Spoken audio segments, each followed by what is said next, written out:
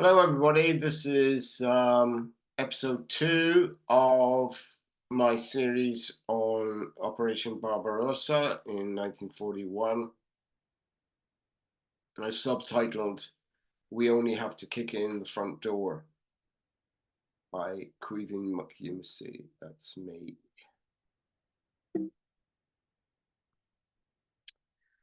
To recap briefly on what was covered in episode 1, we revealed there that the Nazi plans for establishing Lebensraum, that's living space, as they called it,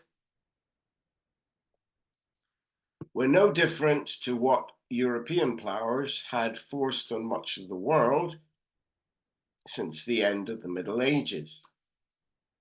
And indeed, the project owed much to them.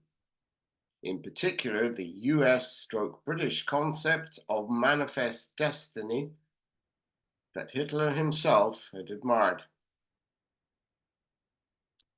The key difference was that Nazi imperialism was to be conducted very rapidly, in blitzkrieg style, and most unusually for such a project, it would be conducted not in Asia or Africa or the Americas, but within the confines of what was considered to be Europe.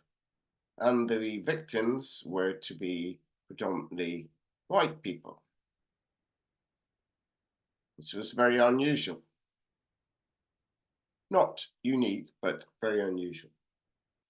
The associated expropriations of land/resources, mass ethnic cleansing, genocides, and settler colonialism was all to be achieved within an estimated 25-year period. Just for contrast, if you compare that, say, to much more leisurely British approach to doing the same sort of thing in India, that took place over roughly about a 250-year period with similar sort of results.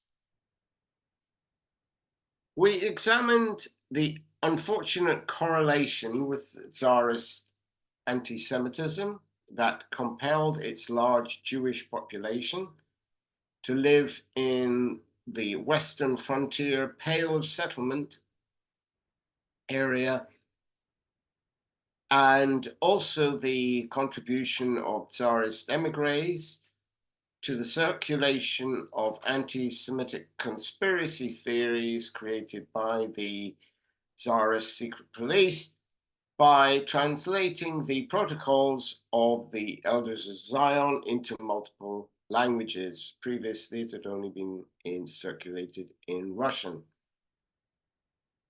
During the interwar economic crisis, they discovered that a scapegoat was needed, or the ruling classes decided a scapegoat was needed, and this was conveniently correlated by the Nazis with their Eastern imperial ambitions to a combination of Judaism and communism, which they were opposed to, and they called it Judeo-Bolshevism.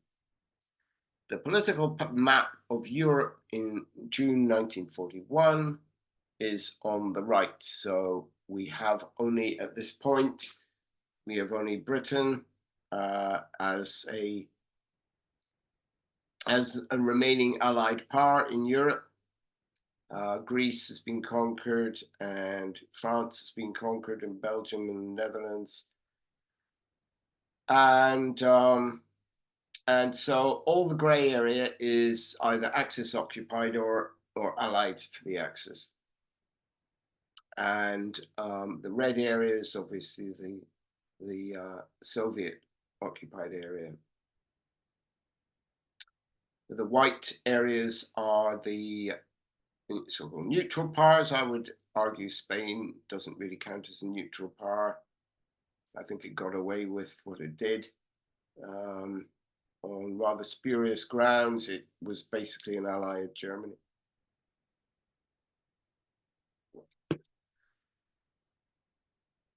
The German plans had been laid for the Eastern Offensive as far back as the end of 1940. And it was always central to Hitler's overall goal that he'd outlined all the way back to writing Mein Kampf in the 1920s. Everyone in German high command agreed with the necessity, so-called, of such an imperialist land grab, even if they were not themselves committed Nazis. Hitler, flushed with the hubris after his string of stunning successes so far, announced, "We only have to kick in the front door and the whole rotten structure will collapse." That was his view of what that would all it would take to bring down the Soviet Union. The basic German plan was to assemble 3.2 million men, 3.8 if you include the Allies, around about 6,500 armored fighting vehicles, with around 3,500 of those being tanks. They also massed some 40,000 artillery pieces and mortars, and 3,000 military aircraft. Now, this was amounted to 2/3 of Germany's total military aircraft. They were all lined up for this one operation. Assembled into 3 Eastern Front army groups. So there was Army Group North, Army Group Center, and Army Group South. And each had an attached Panzergruppe, that is a tank army, and a Luftflotte, which is an air command. Romanian, Italian, Slovak, and Spanish contingents were committed from the start, with the Hungarians and Finns considering joining in, but not yet fully on board. The military objectives were threefold. Central attack through Soviet-occupied Poland/Belarus was envisaged with Moscow as the ultimate objective, supported by a northern sweep through the Baltic that was aimed at Leningrad, and a southern prong through the Ukraine that was ultimately to reach the oil-rich Caucasus area. The divisive rivalry of Romania and Hungary formed a frustrating obstacle to achieving the united front line desired, but Hitler was confident that he could achieve all 3 objectives in tandem regardless. It remains unclear as to why the plans were postponed from late May, when they were originally set for, to late June, but historians now agree that the Balkan offensive of spring 1941 did not affect it and did not, in a way, it would have not diverted enough Axis forces to make a difference. So the delay is actually more likely to have been logistical. There was many logistical problems, and also diplomatic. Soviet preparations for the defense were significant. These were thanks mainly to the modernizations that had been initiated by the by then executed Marshal Tukhachevsky, but held back after Stalin's purge of the military from 1937. So he'd started this process with the idea or concept of a deep war, a defense in depth, basically. And Stalin's tendency was to promote corrupt flatterers and fearful yes men in place of competent officers whom he often had shot or certainly in Marshal Tukhachevsky's case, and very spurious evidence. Most of those not executed, that's of the disgraced generals who were accused of plotting against or being Stalin, or being Trotskyists or whatever, they were imprisoned or sent to Siberia. And actually, a lot of them would be brought back from this once the conflict started. There was also the problem within the Soviet system of the great helmsman, as he liked to see himself, dismissing warnings that were being sent constantly by the British, the Americans, the Polish underground, and even his own spies in Tokyo and Berlin. Soviet troops were instructed, however, to ignore the ever-increasing flyovers by German reconnaissance planes, and likewise a steady and obvious build-up of troops and tanks right along the border, even including river fording equipment placed in full view.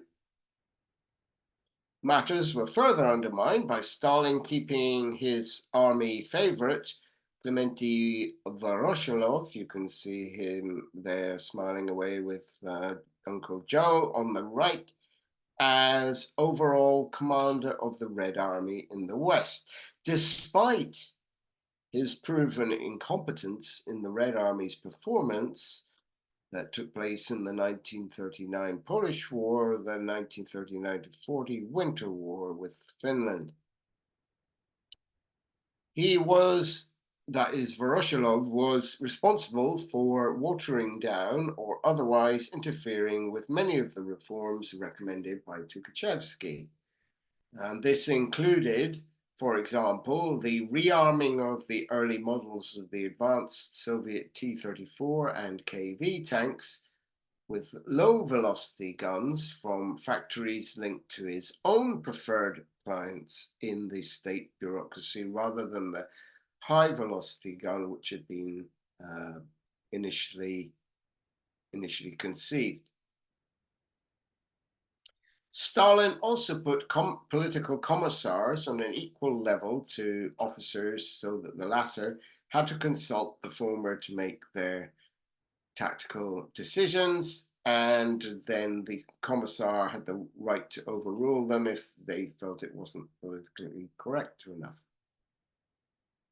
The Red Army's Western forces could, in theory, field around about 2.8 million men, 11,000 tanks, 115,000 artillery pieces and mortars, and 8,000 military aircraft.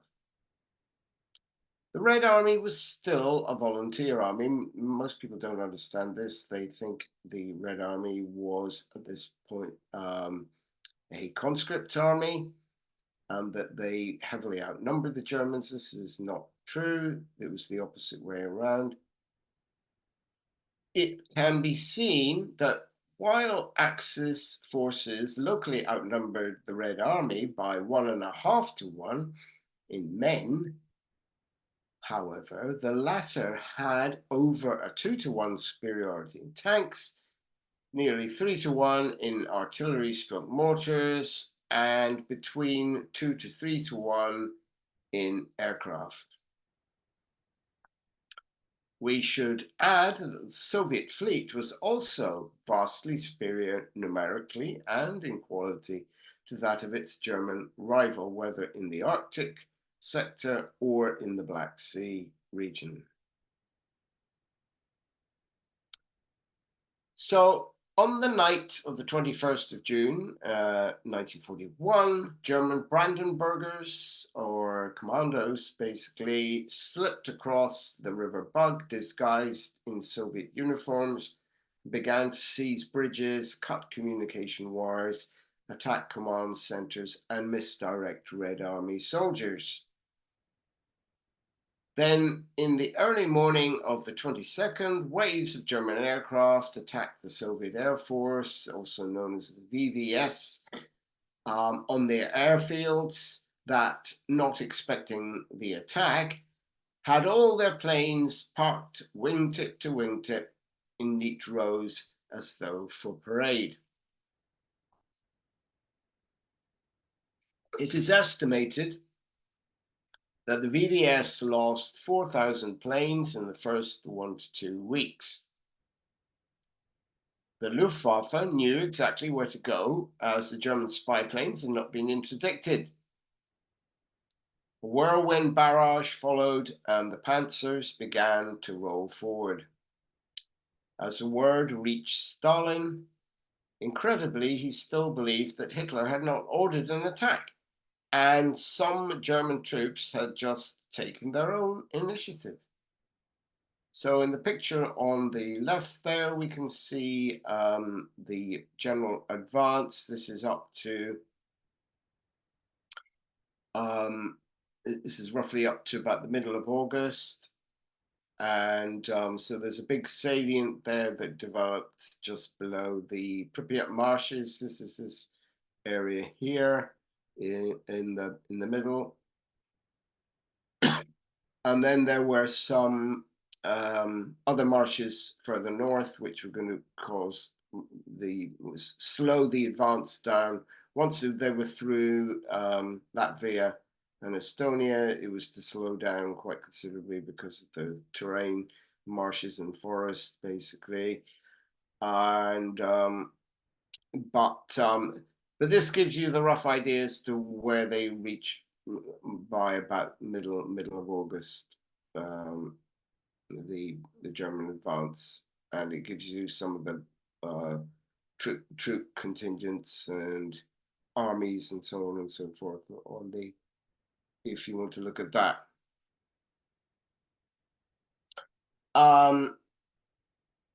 So we'll move on now. With total surprise and confusion reigning on the Soviet side, the Germans and their allies met with overwhelming initial success.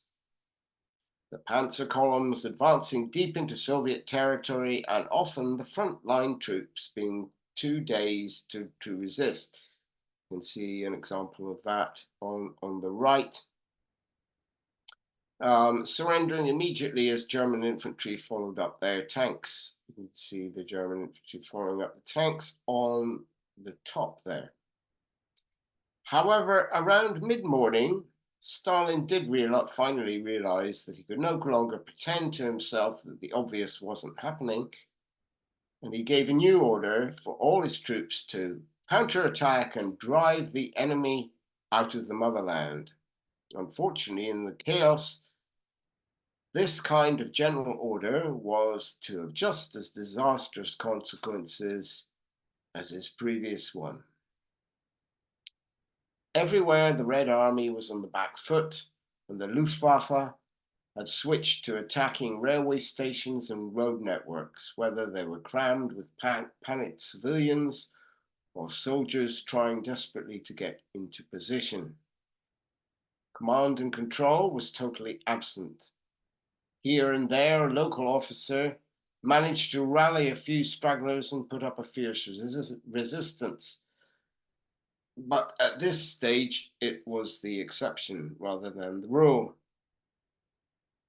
Most troops really didn't know what was going on or which conflicting order they'd been given by the Stavka, and which was the correct one to obey. And the moment they crossed the border, the Germans began to do what they had intended to do, which is to shoot prisoners and deny them food and water, to burn and to loot villages. We can see some of that in the picture above, and to rape and murder at will. Operation Barbarossa had begun.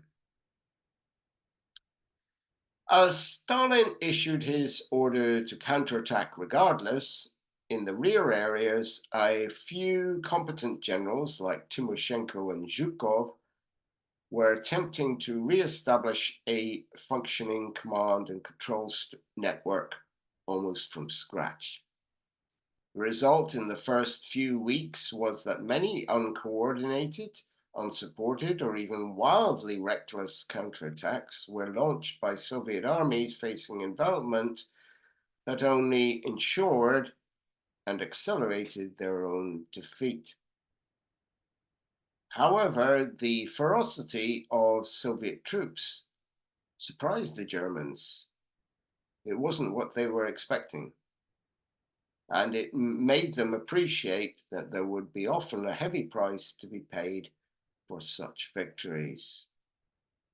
So we can see some Soviet troops with bayonets fixed there at the top, and some German soldiers going past a burning Soviet tank there below. One Soviet counterattack, however, would go down in history. In the northern front sector, advanced Soviet KV tank, heavy tanks with extremely thick armor drove the Germans back in terror. And one of these KV tanks alone took up a position on the main road to going through the Baltic states, and it refused to move. It destroyed in turn supply convoys, attacking panzers and anti-tank guns, preventing recapture of that road all day long. Finally, at night, some German soldiers managed to get close, and they attached a mine to the tank and blew it up. In the morning, the KV crew were found dead inside the tank, but German officers in this battle, in contrast to their regular utter contempt for dead soldiers of the Untermenschen, ordered a military funeral for the KV crew with full military honors. We'll now talk briefly about the early air war. As noted, the majority of VVS airfields near the frontier had been wrecked, together with the aircraft on them, in the early hours of June the 22nd. You can see some of that in the picture below. And those Soviet airmen that were able to get into an aircraft and fly it were forced to resolve to desperate measures. And one of these measures was to be known as the Taran attack. Basically, this was a surprise tactic of ramming or crashing your own plane into your opponent's, or alternatively into his ground troops. That was another way of doing the same sort of thing. The move sounds like it was a sort of kamikaze suicide mission, but it wasn't generally, because what they usually did, not always, but usually they bailed out either before or even after they had done the collision. And one Soviet pilot who was later to become an ace, he came across 4 German bombers on all virtually wingtip to wingtip in the air, and he rammed his plane into all 4 of them, one after another, and then he bailed out and survived to become an ace.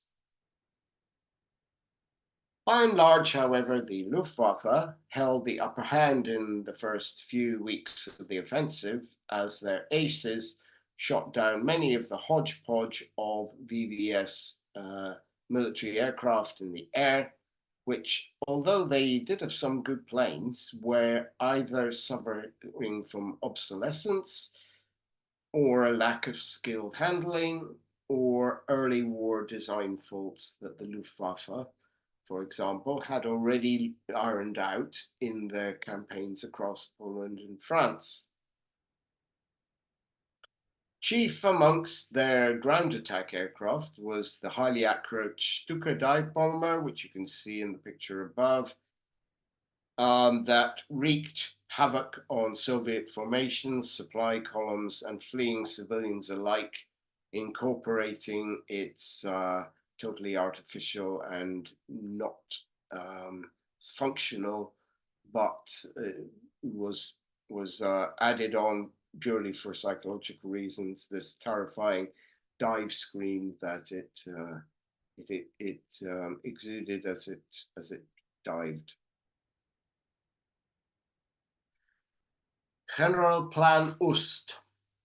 As we outlined in episode 1, General Plan Ost was a project designed by Nazi leaders stroke officials, so-called scientists, geographers, and bureaucrats that spanned a period of roughly 1940 to 43, when the plan was finally abandoned due to Nazi defeat becoming more and more obvious. It was a development of the basic right nationalist concept of Drang nach Osten, or drive to the east, fused with the Nazi one of Lebensraum. Central to the whole concept was a violent, politicized anti-Semitism called Judeo-Bolshevism, merged with already existing anti-Slavic racism. The map opposite shows the planning of land seizures and ethnic cleansing that had been established by early 1942. So we can see that the shaded areas, these 1, 2, 3 areas, these were the main ones that were targeted.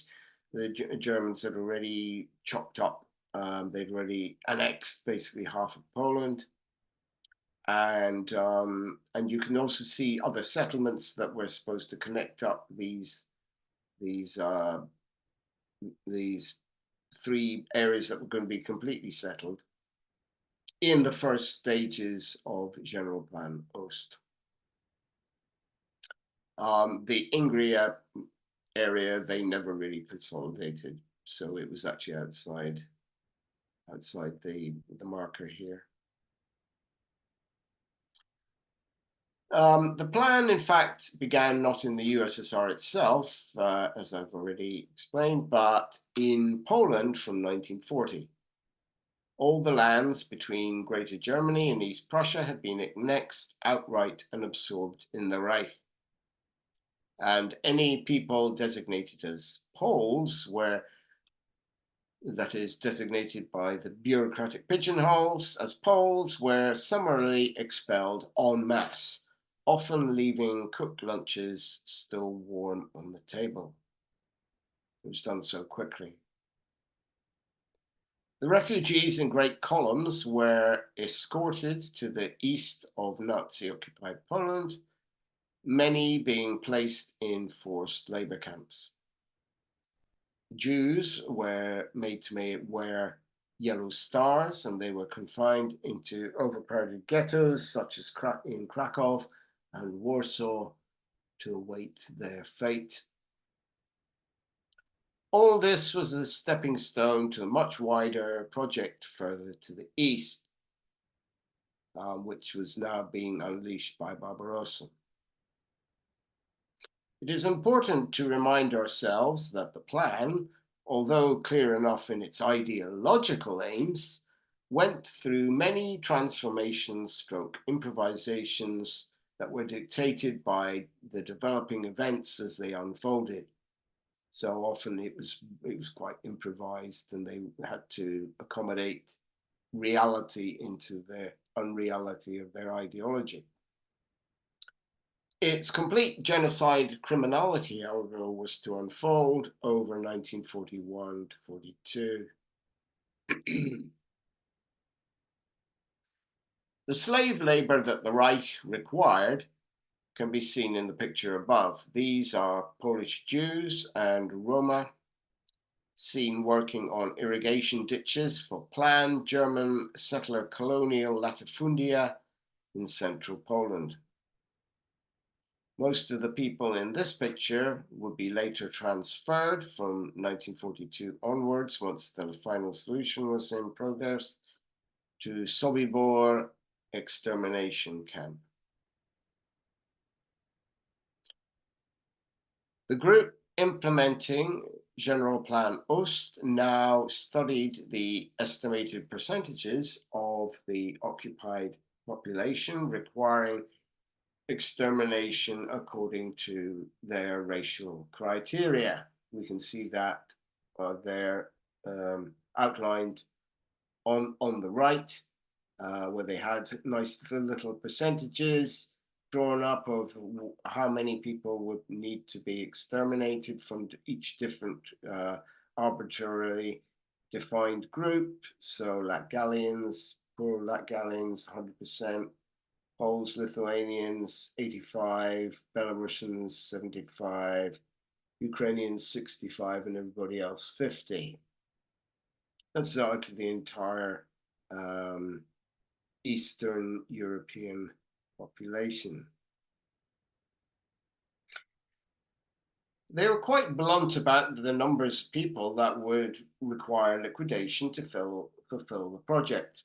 According to the pigeonhole racial criteria of the planners, 60 to 100 million people would either have to be directly killed or else starved, or in some cases worked to death.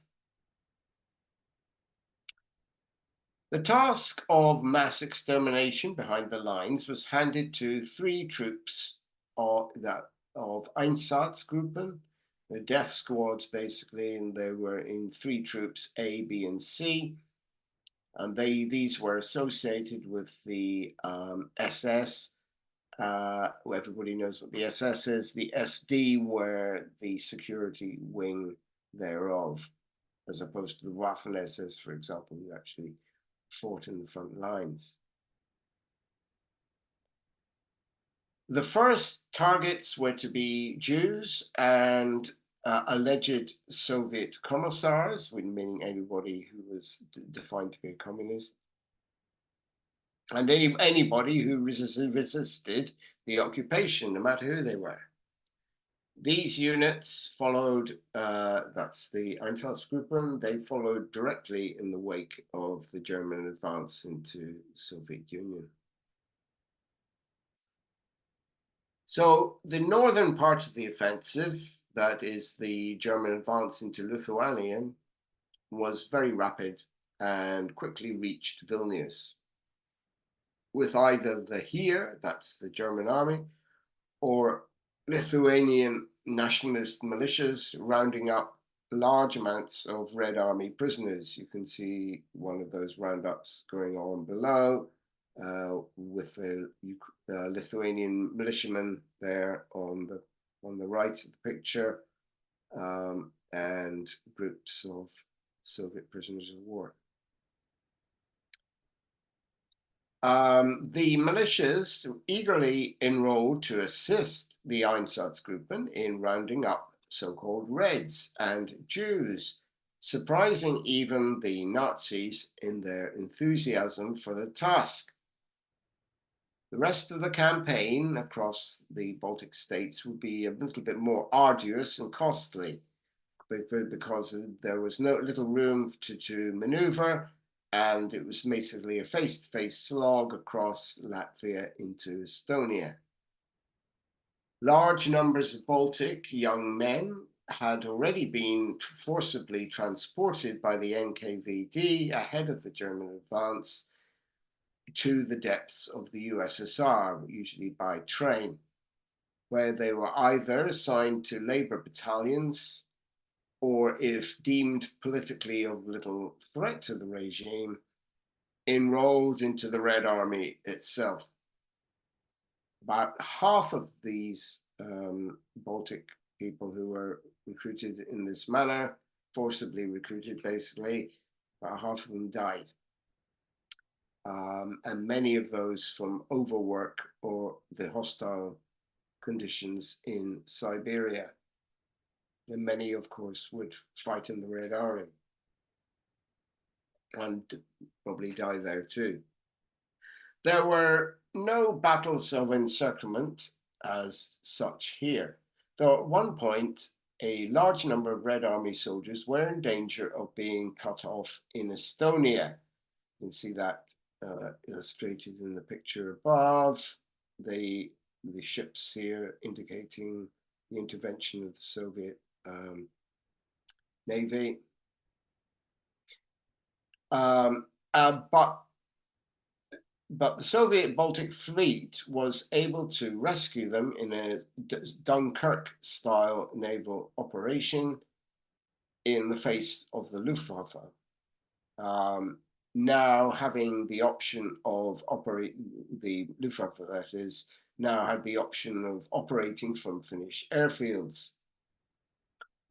However, the large majority of the troops trapped in Estonia were able to be evacuated. And some of them quite late on in the year.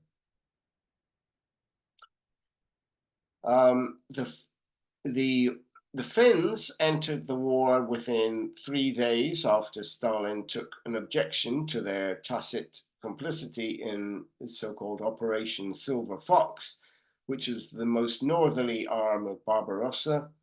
It was intended to cut the Murmansk railway to the Arctic Sea. And Stalin ordered the bombing of several Finnish cities, and this gave the Finns the excuse they wanted, so they could immediately start the continuation war to recover territories lost to the USSR in the Winter War. By late August, Germans were only 100 miles or 160 kilometers from Leningrad itself.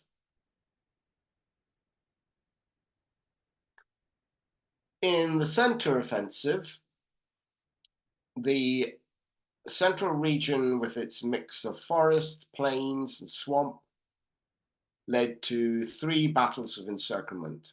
The first at Bialystok in Poland, the second around Minsk in Belarus, and the third at Smolensk, closer to Moscow itself. At the forefront of Army Group Center spearhead was Panzergruppe Guderian, led by Hitler's most aggressive panzer leader. Problem with Guderian's desire to always take the offensive and not wait for the infantry to catch up was that it often allowed Red Army units to escape being surrounded, as well as slowing himself down as he waited for the essential supply columns bearing ammunition and fuel for his tanks.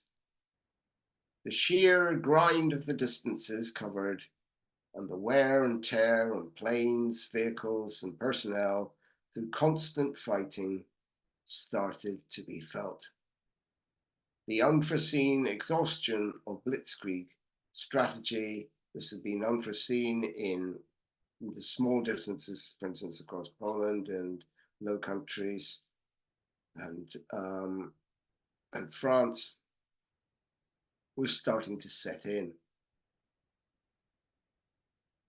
One particular battle at the old Tsarist fortress of Brest, that is Brest-Litovsk, on the Polish border, early in the campaign was to prove prophetic as to the fate of Nazi Germany's ambition. Here, a relatively small number of Soviet troops were well dug in, and despite all odds, resisted the German attempts to shift them over 8 days of constant attack. A few defenders of the citadel fought on to the last man against the German division of 17,000 men. When the latter finally stormed into the fortress, they found scrawls on the walls saying, "I am dying, but I will never surrender." In many ways, this fight was a premonition in miniature of the critical battle fought a year later that swallowed up the entire German Sixth Army at Stalingrad. So we can see Panzer Group Guderian advancing there on the left in that picture, and below we can see This is the only remaining picture, I believe, of the German soldiers actually entering into the fortress of Brest-Litovsk.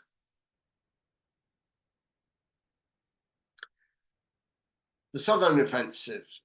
Overall control of Army Group South was under a General von Rundstedt, but his situation was the most difficult to coordinate. Part of the reason was that the Germans had to coordinate with two Romanian armies, an Italian army, and Slovaks, or as well as Spanish contingent known as the Blue Legion.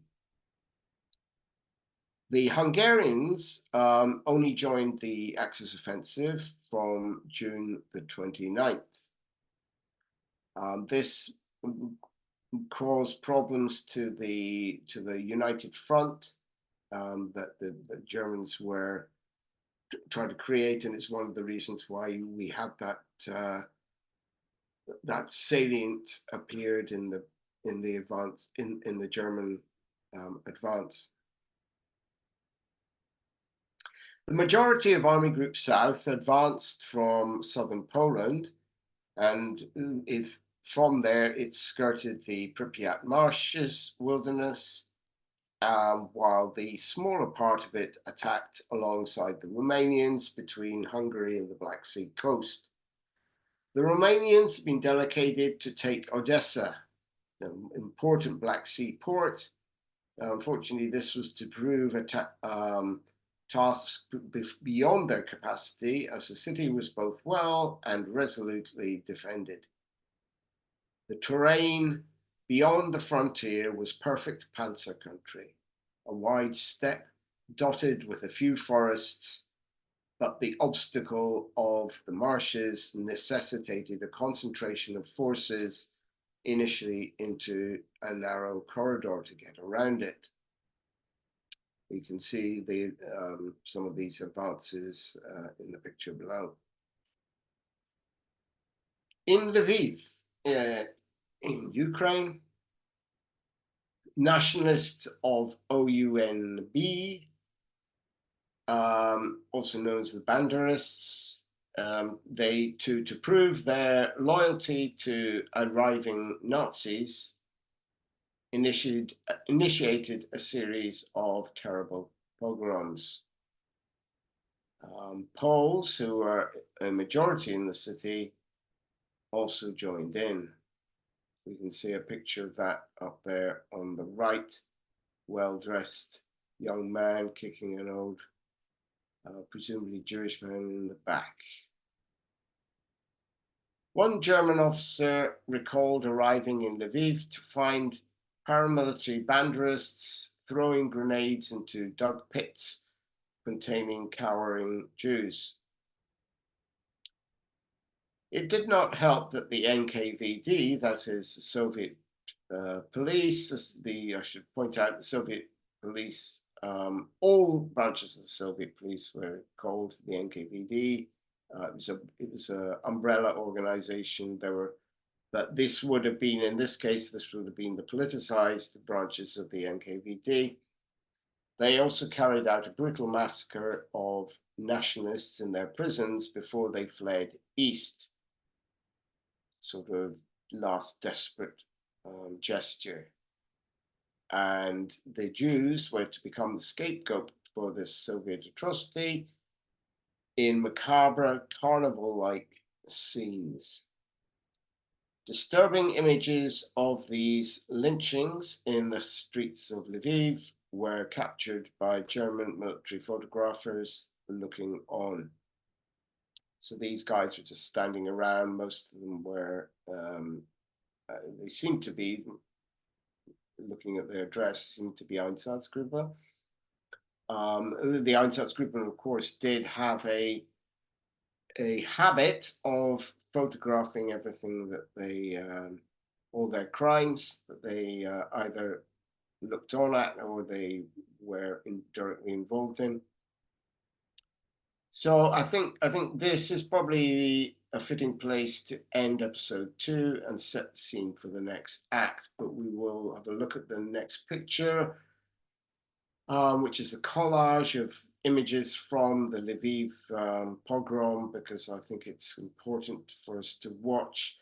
If you are disturbed, if you find disturbing images difficult to watch, I would suggest that you cut off now. So this is the final arrangement here. We've got a collage. So you have an SS military policeman there on the left, a man who's I don't know quite what he's doing, but he's got blood in his shirt. He's obviously a victim. He's probably been shaved, it looks like. I don't know what's going on, but it doesn't look good.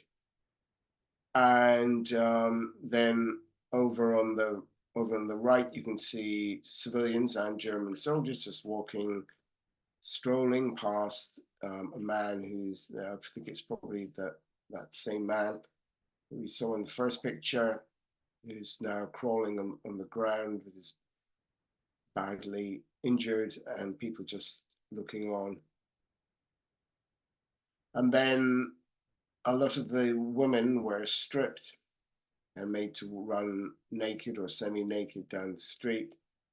And this is what's going on in this picture. The older woman there on the right is actually undressing the poor girl there, who's staring up, pleading with the cameraman to take pity on her. Quite grotesque scenes. And this was all captured by these guys in the middle, the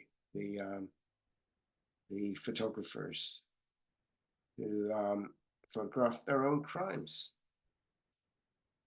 Right, that's it for this episode. We'll be continuing with part 3 soon, which is the War of Annihilation. Thank you.